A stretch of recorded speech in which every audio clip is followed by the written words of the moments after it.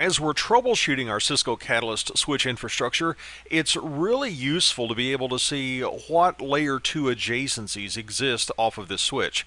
In other words, what Cisco devices are directly connected to which of my switch ports.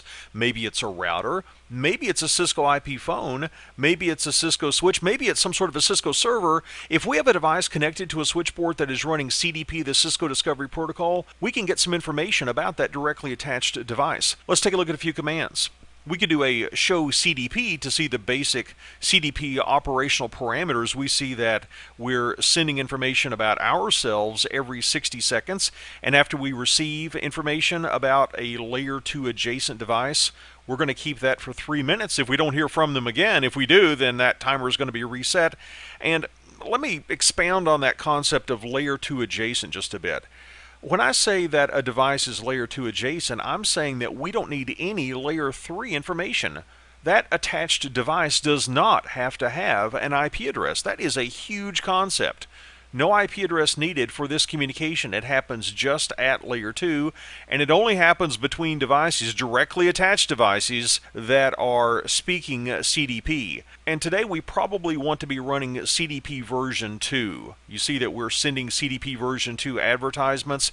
That's important for things such as, well, Cisco IP telephony. If we connect a Cisco IP phone to our Cisco Catalyst switch, one of the things that the switch can tell the phone is to what VLAN that phone belongs. But in order for that to work, we have to be running CDP version 2.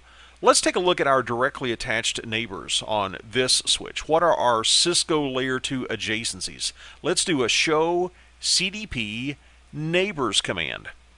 It looks like I've got another switch named SW1. I probably need to change the name of that, but to get to that other switch, I'm leaving this switch on Fast Ethernet 1/0/1.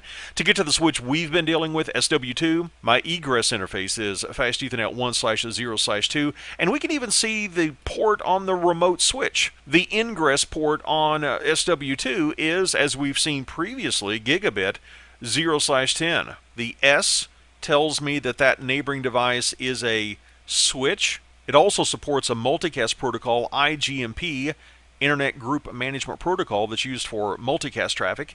If we want more information about a specific device, we could do this. I could say show CDP neighbors, and I could give the keyword of detail. CDP neighbors detail. Let's do that. And it's going to give me detailed information about my neighboring switches. Let's take a look at SW2. Now I can see, even though it doesn't have to have a layer 3 address, I can see what layer 3 address is assigned to SW2. I can see information such as what version of Cisco iOS is running on that neighboring switch. I can see what its native VLAN is.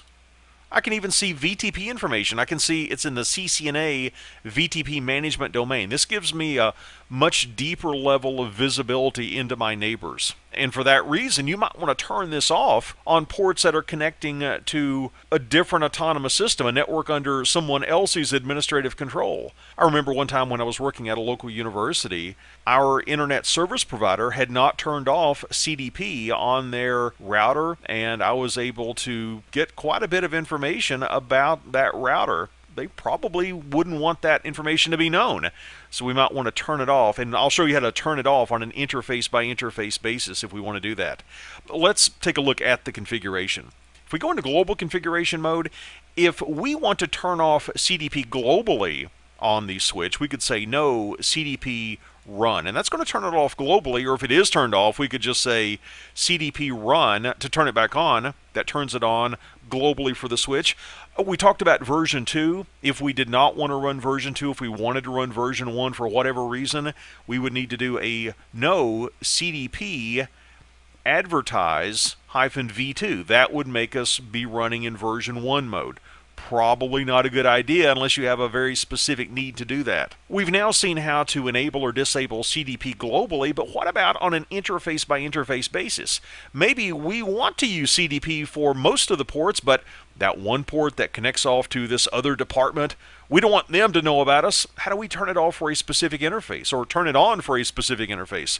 Well, let's go into interface Fast Ethernet 1/0/2, and we can say no CDP enable, and that will turn off CDP for that specific interface. Even though it's globally turned on for the switch, it's on my other interfaces. This is how we could turn off CDP for a specific interface. And by using CDP, think about what you could do. If you have access to all the switches in your topology, you could do a show CDP neighbor, learn about your neighbors, then visit those neighbors, do a show CDP neighbors command on those switches, and just start mapping out your topology. That can work for a smaller network. It doesn't scale very well. When I first went to work for Disney World, I remember my first week on the job, I thought, well, I know about CDP. I'll just map out Disney World's network. That didn't work out so well because it turned out that they had hundreds of routers and thousands of Cisco Catalyst switches. CDP was not a great tool for mapping out a large network like that, but if you've got a handful of Cisco devices, it can be a great tool in mapping out your topology.